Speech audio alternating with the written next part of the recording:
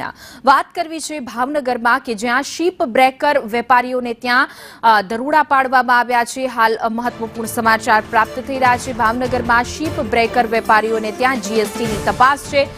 Alang ship breaking યાર્ડમાં GST વિભાગની તપાસ હાથ ધરવામાં આવી છે। 4 થી 5 પ્લોટે આંતરિક બિલ્ડિંગ કર્યાની આશંકાએ બિલિંગ કર્યા હોવાની તપાસ હાથ ધરવામાં આવી છે।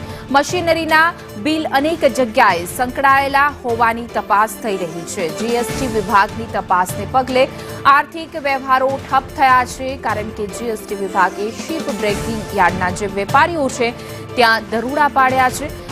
જીએસટી દ્વારા શીપ બ્રેકરો અને શીપ મશીનરી એક્સપોર્ટ કરનાર વેપારીઓને ત્યાંથી દરોડા પાડવા આવવામાં આવી રહ્યા છે, જ્યાં અનેક બિલિંગમાં કૌભાંડ હોય તેવી આશંકા સેવવામાં આવી રહી છે। નાણાકીય વર્ષના અંતિમ માસમાં જીએસટી દ્વારા કાર્યવાહી કરવામાં આવી છે। વધુ વિગતો સાથે અમારા સંવાદદાતા મયુર જોડાઈ ગયા છે। મયુર દવે, જી મયુર, સમગ્ર ઘટનાને લઈ જીએસટીની ટીમ દ્વારા હાલ તપાસ આદરવામાં આવી છે।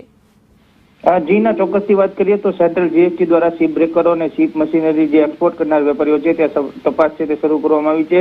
અલંગ શીપ બ્રેકિંગ યાર્ડ અને તેના આનુષંગિક વ્યવસાયો જે કરતા હોય છે તેને ત્યાં તપાસ છે તે શરૂ કરવામાં આવી છે।